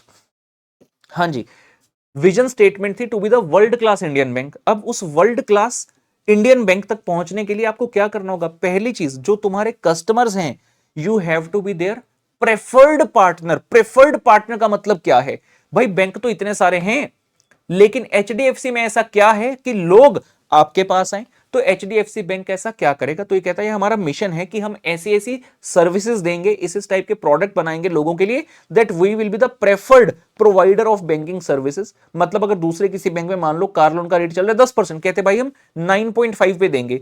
अगर 9.5 पे दोगे तो obviously you become a preferred provider of that particular service for the people. और दूसरा क्या बोला, to achieve healthy growth. Healthy growth, अगर हमने कहा वर्ल्ड क्लास लीडर बनना है तो प्रॉफिट भी तो होने चाहिए। अगर वर्ल्ड क्लास कैसे बनोगे, वर्ल्ड क्लास होने के लिए you have to have the good infra. Infra कहां से लाओगे, पैसे से। पैसा कहां से आएगा, प्रॉफिट्स जब कमाओगे। तो कहते दूसरा जो हमारा विजन मिशन है, to achieve the business growth, healthy growth in profitability. आगे क्या लिखता है जी, consistent with the bank's risk appetite. अब बैंक सब जानते हैं भाई, बैंक के पास तो पैसों का भंडार है और तरह तरह के आप लोन्स दोगे, जो पैसा बच गया आपके पास आप शेयर मार्केट में इन्वेस्ट करोगे, तरह तरह की इंश्योरेंस कंपनीज में इन्वेस्ट करोगे। लेकिन कहीं ऐसा ना हो कि हेल्दी रिस्क टेकर बन जाओ और पैसा रेकलेसली अपना लगा दो, क्योंकि पैसा जहां लगाओगे अगर जरा से भी ऊंच नीच हुई तो वहां पर आपका पैसा डूबने का चांस आ जाएगा। तो कहता बैंक का एक रिस्क एपेटाइट है। जब भी बैंक कहीं पर फर्दर इन्वेस्टमेंट करेगा तो सिर्फ ये नहीं देखेगा कि अच्छा इतनी रिटर्न आ सकती है, you have to consider the risk involved also in that particular avenue, in that particular decision, so that आप उतना ही रिस्क ले सको जितना कि आप लेना चाहते हो, so that risk and return की आप प्रोफाइलिंग की मैचिंग कर सको। ये तो पता है high risk high return, high return सोचकर मत लेना क्योंकि रिस्क भी हाई है। तो मॉडरेट रिस्क और मॉडरेट रिटर्न वाले प्रिंसिपल पर रहना, प्रॉफिट्स के लिए कहीं कुछ गलत कदम मत उठा बैठना। तो ये दो इनके मिशन स्टेटमेंट हो गए। हमने एप्पल में क्या पढ़ा था, कह रहे थे we want to make the great products and that's not changing, we are on the face of the earth to make the great products. और मिशन क्या है, to bring the best user experience to its customers through innovative hardware, software and the services. Product बना रहे हैं, vision है to be on the face of earth to make the great products। अब what is the meaning of great product, how we will define the great product। तो जिस type के industry में वो हैं, सिंपल कह रहे हैं भाई we want to bring the best user experience to our customer, means when you use that particular electronic device, जब आप फोन यूज करो, जब आप उनका मैकबुक यूज करो, जब आप उनका डेस्कटॉप यूज करो, तो आपको बढ़िया लगे, आप डिफरेंशिएट कर सको एक नॉर्मल लैपटॉप डेस्कटॉप से उनके प्रोडक्ट्स को। And through innovative hardware, software and services. आप जब यूज करते हो फोन, आपको कुछ तो अच्छा लगता है, आप कहते हैं यार कुछ तो बात है, वो जो कुछ तो बात है इनोवेशन के द्वारा वो पैदा कर पा रहे हैं, आप तक पहुंचा पा रहे हैं, which may be innovation in the hardware और in the kind of technology mean software you are using and even the services. Services कैसी, मान लो कोई दिक्कत आ गई, हमें जाना है सर्विस सेंटर, या फिर जब मैं खरीदने के लिए उनके स्टोर में जा रहा हूं तो किस तरह की सर्विस मुझे दी जा रही है, how am I being attended, ये सब चीजें इसी दायरे के अंदर आती हैं। LIC का पढ़ते हैं, ensure and enhance the quality of life of people. LIC कह रहे जी, थोड़ी देर पहले क्या इन्होंने बोला था, इनका विजन स्टेटमेंट क्लियर था, कहते भी हमारा है competitive financial conglomerate of significance to societies and pride of India. ठीक है, फाइनेंशियल कॉन्ग्लोमेरेट है और कहते हैं हम अपने आप पे प्राउड भी फील करते हैं। क्यों, बिकॉज मिशन बता रहे हैं कि we want to enhance the quality of life of people through financial security by providing the products and services of aspired attributes with competitive returns and by rendering the resources for the economic development as well। Mission क्या है, कहते हम financial security देंगे लोगों को, कैसे, तरह तरह के प्रोडक्ट्स एंड सर्विसेज ऑफर करेंगे ऑफ एस्पायर्ड एट्रीब्यूट, जो भी इंसान चाहता है उस टाइप का। आप LIC में देखोगे, अगर किसी से अगर कभी मिले हो जो LIC के प्रोडक्ट्स एक्सेट्रा के बारे में, पॉलिसीज के बारे में आपको एक्सप्लेन करेंगे, they have got a plenty of things, मतलब n नंबर ऑफ प्रोडक्ट्स होते हैं। आप बताओ आपको कैसा चाहिए, शॉर्ट टाइम चाहिए, शॉर्ट टर्म चाहिए, लॉन्ग टर्म चाहिए, कम रिस्क चाहिए, हाई रिस्क चाहिए, किस टाइप का प्रोडक्ट चाहिए, जैसा आप महत्वाकांक्षा रखते हैं, जो आपकी एस्पिरेशन है उस एट्रीब्यूट से मैच करने के लिए they are having plenty of things over there. And सिर्फ फाइनेंशियल सिक्योरिटी नहीं है, ऐसा नहीं कि मैंने पॉलिसी ले ली कि अगर भाई कोई अनहोनी हो गई, इमरजेंसी हो गई, कुछ अर्जेंसी आ गई तो मेरा पैसा मुझे आ जाएगा। कॉम्पिटिटिव रिटर्न्स भी हैं, रिटर्न्स भी अच्छी खासी हैं, एंड साथ में rendering the resources for economic development. मतलब जब इतने सारे लोग इंश्योरेंस करवा रहे हैं, इंश्योरेंस कंपनी कैसे काम करती है, they take the premium for each and everybody, जितने कस्टमर सब प्रीमियम दे रहे हैं, लेकिन क्या दिक्कत सबको या क्या क्लेम सबको जा रहा है, आंसर है नहीं। Means premium are in a huge chunk, claims are less. तो this is the model, basic model of the insurance company. आपके पास जो पैसे हैं आप उसको कहां लगाएंगे, कहते जी इकोनॉमिक डेवलपमेंट में हम उन पैसों को यूज करेंगे। तो ये भी इनके मिशन में दिखता है, सिर्फ पैसा लेना लोगों से, उस प्रीमियम को इकट्ठा करना और क्लेम के तौर पर वापस दे देना, फाइनेंशियल सिक्योरिटी देना, सिर्फ इतना एम नहीं है। आज की डेट में LIC का जो नाम है, जो पोजीशन है, वो इस वजह से भी है कि जो काइंड ऑफ रिसोर्सेज इनके पास हैं, they use this resources for the economic development. Government को लोन चाहिए, गवर्नमेंट LIC के पास है कि LIC गवर्नमेंट को लोन देगा। मान लो गवर्नमेंट को रेल बनानी है, रोड बनानी है, ब्रिज बनाना है, इंफ्रा खड़ा करना है, पैसा कहां से आ रहा है, LIC is providing the money, means you are putting in your role for the economic development of the country as well. तो जो आपका विजन है, उन्होंने कहा प्राइड ऑफ इंडिया। कैसे pride of India? Because you are giving the resource of economic development, significance to the society. क्यों? Because you are giving the financial security to the people.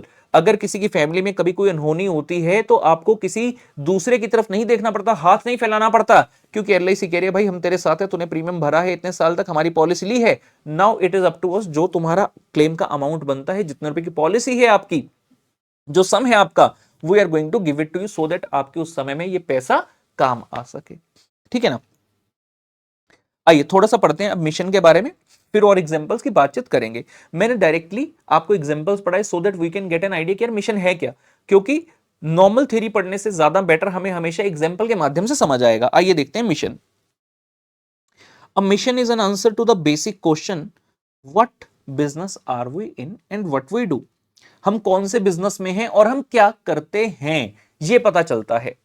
अब LIC ने जब ये कहा financial conglomerate of significant society, समझ में नहीं आया क्या करते हैं, लेकिन जब आगे गए तो पता चला कि ये क्या कर रहे हैं, फाइनेंशियल सिक्योरिटी पे प्रोवाइडिंग द प्रोडक्ट्स, मतलब फाइनेंशियल प्रोडक्ट्स ऑफर कर रहे हैं। कैसे?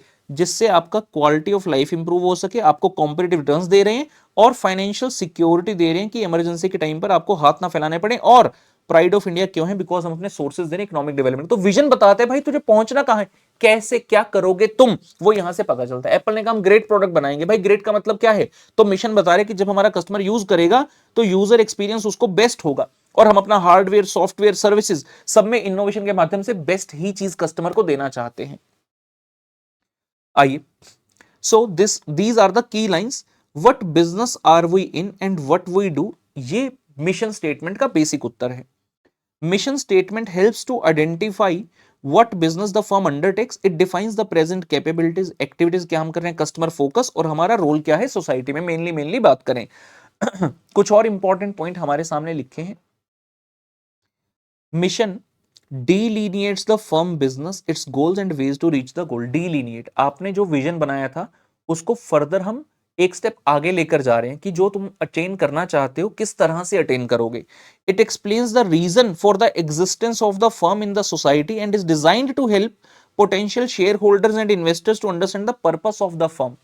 जो पर्सन आपकी ऑर्गेनाइजेशन में पैसे लगा रहा है, मान लो उसने नाम सुना है, ठीक है ना, सिर्फ नाम सुना है, भाई एप्पल है, अब उसे क्या पता भाई एप्पल क्या करती है, नाम से पता चल रहा है HDFC, बताओ क्या पता चल रहा है नाम से, क्या करते हैं? आपको अगर ना पता हो, आपके सामने एक नई टर्म आ जाए HDFC, क्या लगता है क्या करते हैं, नहीं पता, तो क्या करेंगे? हम जाकर उस कंपनी का विजन स्टेटमेंट पढ़ेंगे, हम जाकर उस कंपनी का मिशन स्टेटमेंट पढ़ेंगे। भाई पहले पता तो हो किस एरिया में ऑपरेट करते हो, किस चीज में डील करते हो, so that if we think that yes we can connect with you, so that we may put in our funds in your organization. तो मिशन स्टेटमेंट काफी ज्यादा हेल्प करेगी इस चीज को लाने में। और ये मेनली क्या बताएगा, जो हमने कहा, it explains the reason for the existence of the firm in the society. Company का जो मिशन होता है, it is an expression of the growth ambition of the firm.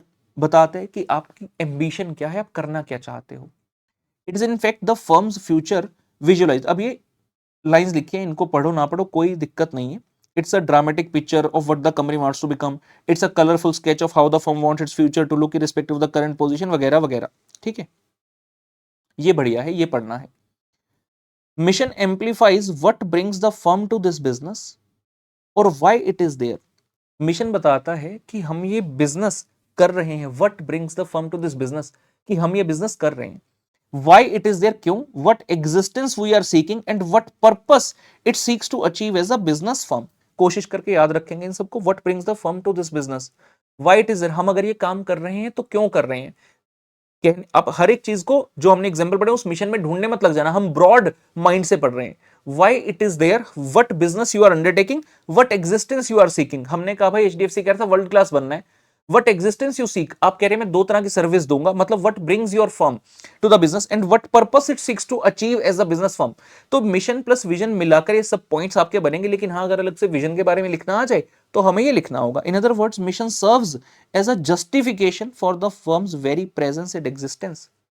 Why are you existing, why are you existing, आपकी presence क्या है market में।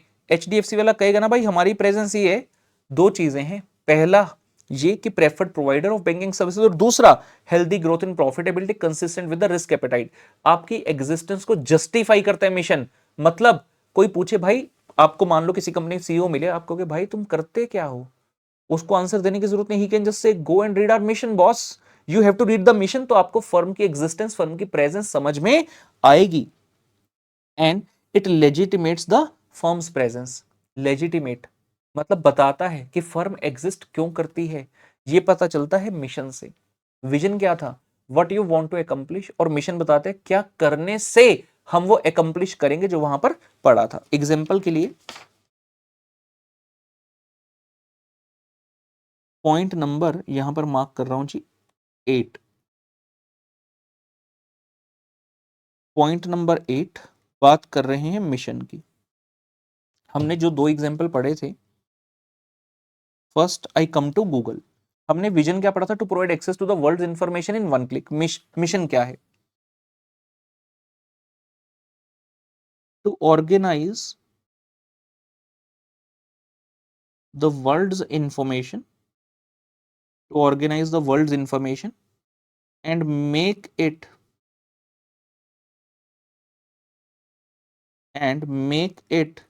universally accessible and useful, and make it universally accessible and useful।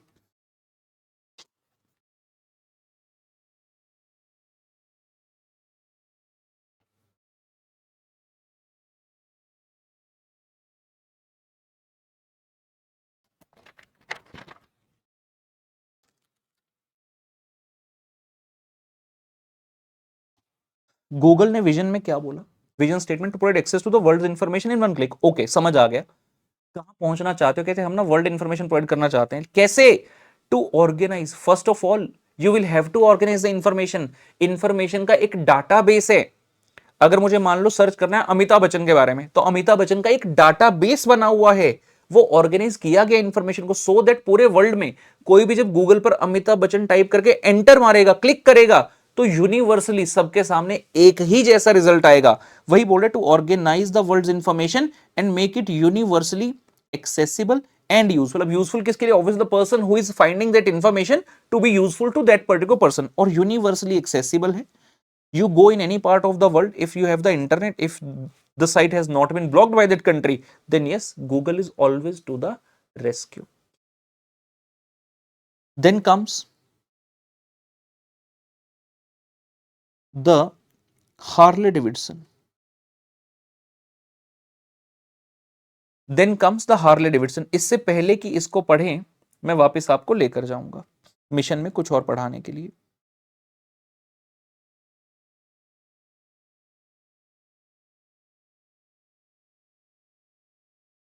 कहते हैं आपकी जो mission statement है ना, उसका ओरिएंटेशन कैसा होना चाहिए। हमने कहा हाँ हम ये बताएंगे कि हम अपना विजन कैसे अकम्प्लिश करेंगे।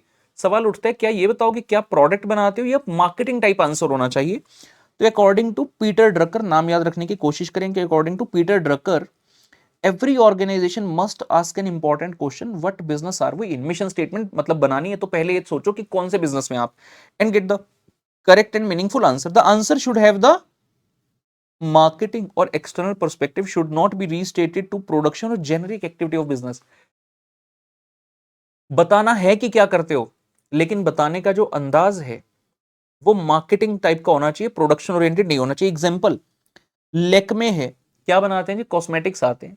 प्रोडक्शन अगर ओरिएंटेड आंसर कहूं तो ये कह सकते हैं भाई वी मेक कॉस्मेटिक, लेकिन ये कहते क्या है, इनका मार्केटिंग ओरिएंटेड आंसर क्या है, ये कहते हैं in the retail outlet we sell hope. अब भाई आप दोनों में फर्क देख लो, मैं क्या ही बोलूं, in a factory we make cosmetic, vision statement हो गया, अच्छा कॉस्मेटिक बनाते हो, लिखा है वी सेल होप। सबसे बड़ी चीज आज की डेट में जो किसी को कोई दे सकता है वो होप ही है, एक उम्मीद ही है जो आप किसी को दे सकते हो। और लेखमे वाले कह रहे हैं भाई हम तो उम्मीद दे रहे हैं। The person gets immediately connected, okay I am getting the hope. Hope कैसे? कि भाई आप मेकअप करके और ब्यूटीफुल दिख सकते हो और अच्छा अपने आप पे कॉन्फिडेंस कैरी ऑन कर सकते हो, ये सब चीजें, तो दे आर सेलिंग होप। तो मार्केटिंग ओरिएंटेड आंसर, ऐसा आंसर दो कि कस्टमर आपके साथ जुड़ सके। प्रोडक्शन वाली चीज नहीं बतानी कि भाई हम ये करते हैं, बताना वही है लेकिन मार्केटिंग के अंदाज में। इंडियन रेलवे कह सकते हैं भाई we run a railroad, rail चलाते हैं, but they say in fact we offer a transportation and material handling system. Indian oil, we produce oil and gasoline product, na marketing answer, we provide various types of safe and cost effective energy. तो जो oil है उससे क्या है, वो energy ही तो है। तो हम ये कहेंगे we provide the various types of safe and cost effective energy. तो आंसर में प्रोडक्शन ओरिएंटेशन नहीं होना चाहिए, मार्केटिंग ओरिएंटेशन होना चाहिए। अब अगर हार्ले डेविडसन की बात करूं तो भाई ये क्या बोलेंगे, मिशन स्टेटमेंट क्या होना चाहिए, वी सेल दी मोटरसाइकिल्स, सीधी बात। लेकिन ये क्या बोलते हैं, वी फुलफिल द ड्रीम्स। अब भाई मेरे साथ तो इमीडिएटली कनेक्ट हो गए। They say that we are there to fulfill the dream of the people, so that is a strong mission statement, a kind of that which can attract the people, जहां लोग connect कर पाएंगे। आइए लिखते हैं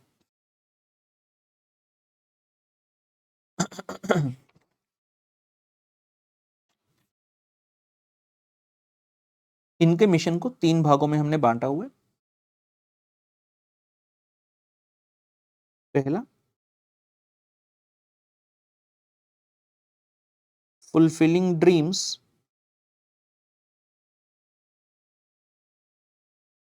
through experience of fulfilling dreams through experience of motorcycling,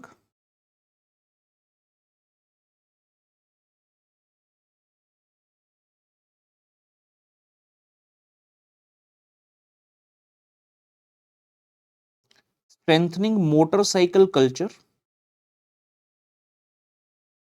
strengthening motorcycle culture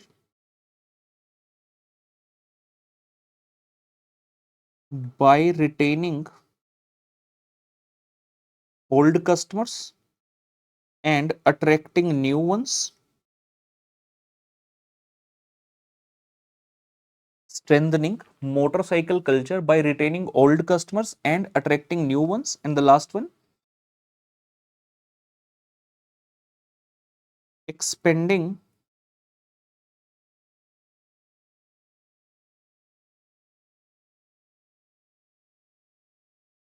motorcycle products. इतना enough है हमारे लिए, मेन मेन जानना है हमें। आप एग्जाम के अंदर डेफिनेटली लिख कर आ सकते हैं, ये बस सोचना सिर्फ क्लास के लिए है ये एग्जाम्पल।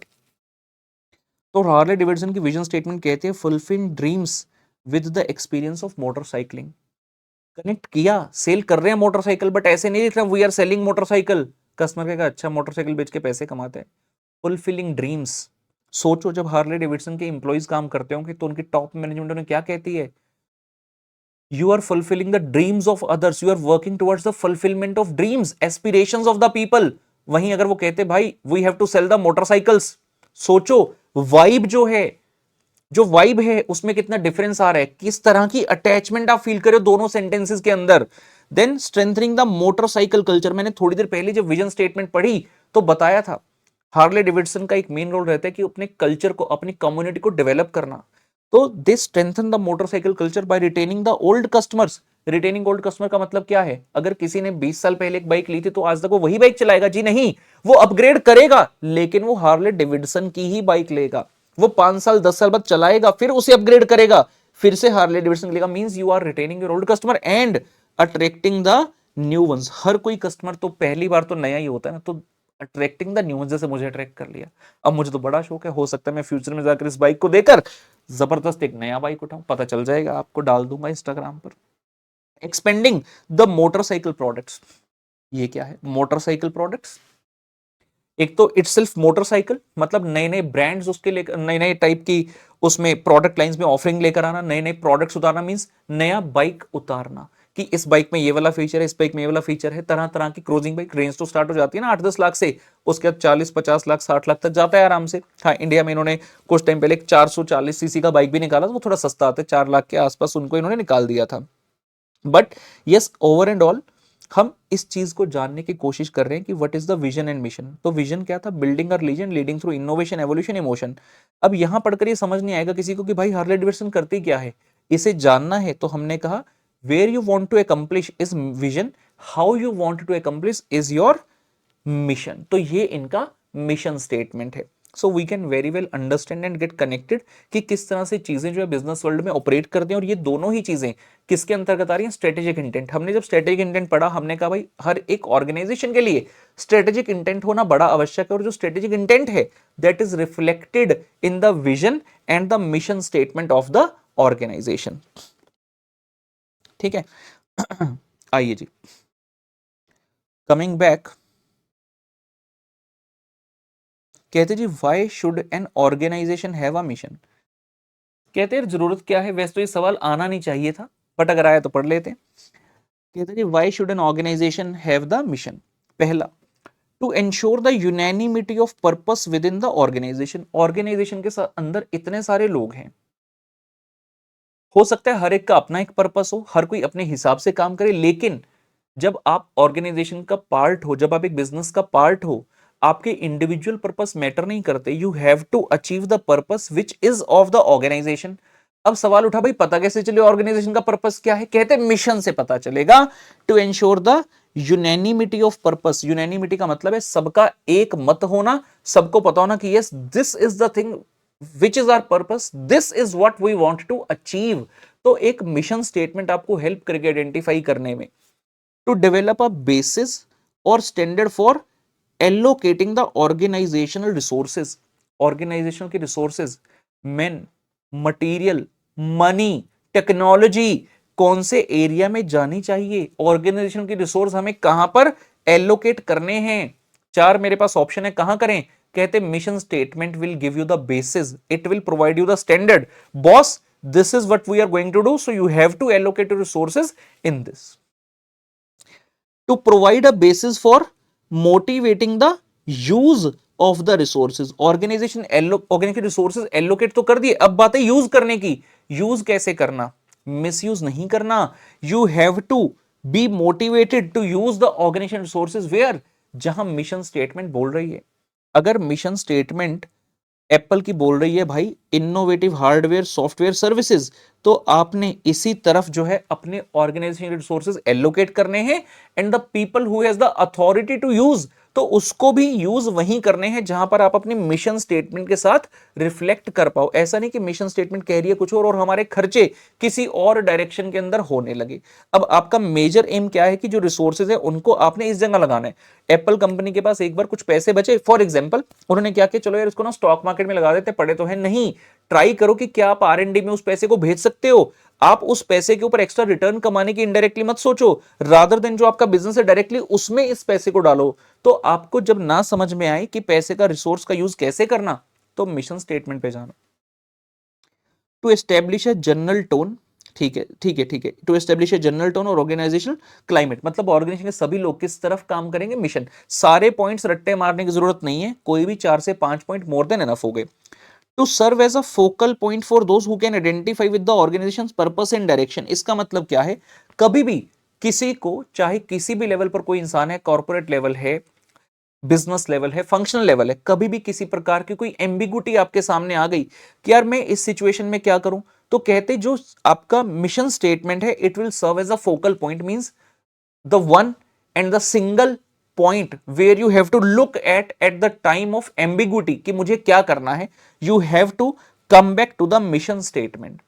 अगर आपको नहीं समझ में आ रहा, you have to come back to a mission statement while thinking कि यार ऑर्गेनाइजेशन का पर्पस क्या है, इसकी डायरेक्शन क्या है, हमें क्या करना है, कहां जाना है। Come back to the mission, it will give an idea. To facilitate the translation of objective and goals into a work structure involving the assignment of task to responsible elements within the organisation. कहते हैं mission का और role क्या है, why is it more important. Mission के बाद ही आपका जो नेक्स्ट स्टेप है वो आता है दैट इज ऑब्जेक्टिव एंड गोल। अगर आपका मिशन क्लियर है, वेल आर्टिकुलेटेड है, उस मिशन के बाद नेक्स्ट स्टेप जो हम पढ़ेंगे आगे, जो सब टॉपिक आएगा इसके बाद, that is goal and objective. हमने कहा सबसे पहले बनता है vision, which is followed by mission, which is in turn is followed by goals and objective. तो आपका जो मिशन है वो विजन देखकर हमने बनाया कि अच्छा ये विजन है, इसको फुलफिल करने के लिए I should have this mission. Now to achieve the mission, जो हमने लिखा है मिशन के अंदर, उसको अचीव करने के लिए I will have to have various goals and kind of various short term as well as long term objective. तो वो कैसे बनेंगे? मिशन से ही तो बनेंगे। तो कहते mission facilitates the translation of objectives and goals, objective and goal बनेंगे पहले, एंड देन उनको फुलफिल करने के लिए हम एक वर्क स्ट्रक्चर ऑर्गेनाइजेशन में अपनी इस तरह से बनाएंगे सो दैट सभी लोग मिलकर, सभी एलिमेंट्स मिलकर हमारे विजन मिशन को फुलफिल करें। ठीक है, this is almost the same point, to specify the organisational purposes and translation of those purpose into goals in such a way that cost, time and performance parameters can be assessed and controlled। इसका simple सा मतलब ये है कि जो आपके objectives बनेंगे those should not be open ended, close ended हो। कितना खर्चा लग रहा है, कितना समय लगना है, परफॉर्मेंस आपकी कैसे हम जज करें, तो सब चीज के पैरामीटर जो है हम ढंग से बनाएंगे और उसको कंट्रोल भी करेंगे। ठीक है ना। अब मैंने आपको कह दिया, मैंने कहा या लेट्स से आपके घर वालों ने कह दिया बेटा अच्छे से पढ़कर दिखाइयो, ऐसा पढ़ कि हमें तेरे ऊपर नाज हो, कई दिन से तो मौज मस्ती कर। आपने कहा ठीक है मम्मी आज अच्छे से पढ़ूंगा। 4 घंटे हुए आप खेलने लग गए, मम्मी कहते क्या कर रहा है, मैंने तो कहा था अच्छे से पढ़, कहते अच्छे से पढ़ लिया।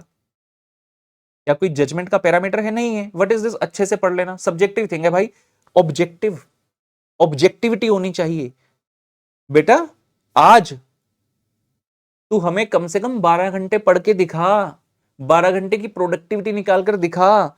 ऐसा बेटा जो तू लेक्चर देख रहा है, कोशिश करके आज तू, इस टीचर का तेरा बहुत बैकलॉग चल रहा है, टीचर ने इतने सारे लेक्चर अपलोड करे थे, तेरे खत्म नहीं हुआ अब तक। तू आज ऐसा कर 3 लेक्चर एक साथ देख, 2-2 घंटे के। ये क्या है? ये है ऑब्जेक्टिव टर्म्स में आइडेंटिफाई करना अपना गोल। तो वो कह रहे कि आपका जो मिशन है उससे हम फर्दर गोल्स बनाएंगे, और ऐसे गोल्स बनाएंगे जहां पर cost, time, performance meter etcetera हम असेस करें और कंट्रोल कर सके। कंट्रोल तभी पॉसिबल है अगर इनको पहले आप मेजरेबल टर्म्स में बनाओगे। ठीक है, तो this is the thing, why should an organisation have a mission. अगर हमें ऐसा सवाल आता है तो हमारा ये उत्तर इसका रहेगा। उसके बाद आते हैं जी एसेंशियल कैरेक्टरिस्टिक्स। मिशन स्टेटमेंट के क्या एसेंशियल कैरेक्टरिस्टिक्स हो सकते हैं? Mission statement should reflect the philosophy of the organisation which is perceived by the senior managers. A good mission statement should be, याद रखने वाली line, should be precise, clear, feasible, distinctive and motivating। ये सारी terms होनी चाहिए, सारी features उसके अंदर होनी चाहिए। should be clear, ऐसा ना हो कि पढ़कर बंदा कंफ्यूज है, यार तुम करते क्या हो, समझ में नहीं आ रहा। It should B clear enough. Precise, आप कहते समझाना है तो कम से कम 15-20 लाइन तो लिखनी पड़ेगी ना भाई। नहीं, प्रिसाइज जितने कम हो, टू द पॉइंट बात करो, क्लैरिटी से करो, और ऐसा कुछ जिसको पढ़कर लगे कि हाँ भाई ये सच में है, फीजिबल है। ऐसा नहीं कि कोई भी इम्पॉसिबल चीज लिखकर डाल दी उसके अंदर। डिस्टिंक्टिव, पढ़कर ऐसा ना लगे अरे ये तो सेम इसके कॉम्पिटिटर किसने कॉपी कर ली। डिस्टिंक्टिव होनी चाहिए।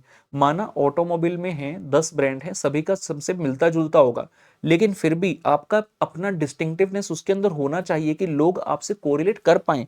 एंड मोटिवेटिंग इनफ, जनरल नहीं होना चाहिए। It should be motivating enough so that when the employees look up to your mission they must be motivated enough कि यार हमारा जो पर्सनल गोल है उसे छोड़कर मुझे ऑर्गेनाइजेशन के गोल को अचीव करना है। It should be motivating enough. Following points are useful while writing a mission for the company. ठीक है, कहता जी पहला, one of the roles of the mission statement is to give the organisation its own special identity, business emphasis and path for development which sets it apart from other similarly positioned company। Same चीज जो मैंने की, एक ही industry के अंदर जितने भी competitor हैं सबका विजन और मिशन आपको देखने से एक जैसा लगेगा, क्योंकि सबको वही काम करना है। अब Hyundai को भी गाड़ियां बेचनी है, होंडा को भी गाड़ियां बेचनी है, मारुति सुजुकी को भी गाड़ियां बेचनी है। अब क्या सब अपना एक ही जैसा विजन मिशन लिख लें क्या? नहीं, डिस्टिंक्टिवनेस होनी चाहिए। तो वो कह रहे हैं one of the main role is to give the organisation its own special identity. एक अच्छा मिशन वही है जिसे पढ़कर उसकी अलग से आइडेंटिटी नजर आए, different from the others, so this is specifically one that typically sets you apart from the other similarly positioned companies। company's business is defined by what needs you are trying to satisfy। आपकी mission statement में पता चलना चाहिए कौन सी need satisfy कर रहे हो। what customer groups you are targeting technology and competency you are using and the activities you are performing. अगर सारी भी नहीं, इसमें से मेजर चीजें पता होनी चाहिए कि भाई कौन सी नीड तुम सेटिस्फाई करने की तरफ जा रहे हो। कई बार हम ऐसी चीज का सोल्यूशन निकाल देते हैं जो कभी प्रॉब्लम थी ही नहीं। जब शार्क टैंक के एपिसोड्स आते हैं उसमें देखना लोग कैसे कैसे आइडियाज लेकर आते हैं, आपको लगेगा भाई ये क्या कर रहा है। अशिगुर कहते हैं ना भाई ये क्या कर रहा है तू, मतलब यार वो प्रॉब्लम ही नहीं है, तुम जबरदस्ती सॉल्यूशन ढूंढने लगे हो। तो वो कह रहे हैं विजन स्टेटमेंट में हमें पता चलना चाहिए तू कौन सी नीड सेटिस्फाई कर रहा है। अब एप्पल अगर बोल रहा है कि भाई हम बेस्ट यूजर एक्सपीरियंस देंगे, तो क्या अगर यूजर एक्सपीरियंस खराब हो तो क्या वो एक प्रॉब्लम है? डेफिनेटली प्रॉब्लम है। बेस्ट यूजर एक्सपीरियंस दे रहे हैं मतलब हम नीड सेटिस्फाई कर रहे हैं, कस्टमर ग्रुप को टारगेट कर रहे हैं। उनका तो खैर कस्टमर ग्रुप सारा हो गया। एंड टेक्नोलॉजी एंड कंपनी, तो वो बोल रहे हैं भाई हम इनोवेशन के साथ अच्छा हार्डवेयर अच्छा सॉफ्टवेयर ला कर दे रहे हैं and the activities you have to perform. तो उसकी विजन स्टेटमेंट में लगता है वो बोलता है कि भाई हमें ग्रेट प्रोडक्ट्स बनाने हैं, ठीक। And good mission statements are unique to the organisation for which they are developed. And mission statement पढ़कर आपको पता चल जाएगा कि हाँ भाई ये बहुत यूनिक है। जैसे लेक्मे में हमने कहा they sell hope, Harley Davidson के टाइम पर हमने क्या कहा, वो कह रहे हैं भाई we are fulfilling the dreams of the people through the motorcycling. तो ये विजन, ये मिशन स्टेटमेंट्स पढ़कर लगता है कि हाँ ये यूनिक है उन कंपनीज के लिए जिनके लिए इनको बनाया गया है, ठीक है ना। So strategic intent, vision, mission के बारे में हमने ये सारी स्टडी करी। Definitely you have to read and revise whatever I have taught.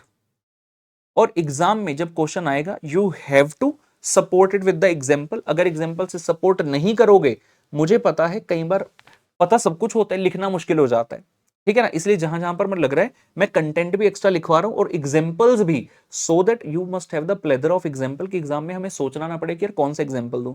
कोई भी एक या दो कंपनी का विजन और मिशन स्टेटमेंट याद रखो, सबका याद करने के बजाय किन्हीं दो का अच्छे से याद रखो कि एग्जाम के अंदर क्वेश्चन आया तो हम उसको सपोर्ट कर सके एग्जाम्पल से, ठीक है। आगे की बात नेक्स्ट सेशन में करेंगे और नेक्स्ट सेशन में इस चैप्टर को हम पूरी तरह से एंड कर देंगे, जो भी बातचीत इसकी बची हुई है। इसी के साथ मैं सी राहुल गर्ग लेता हूं अलविदा। मुलाकात करेंगे अगले सेशन में, तब तक के लिए बाय बाय।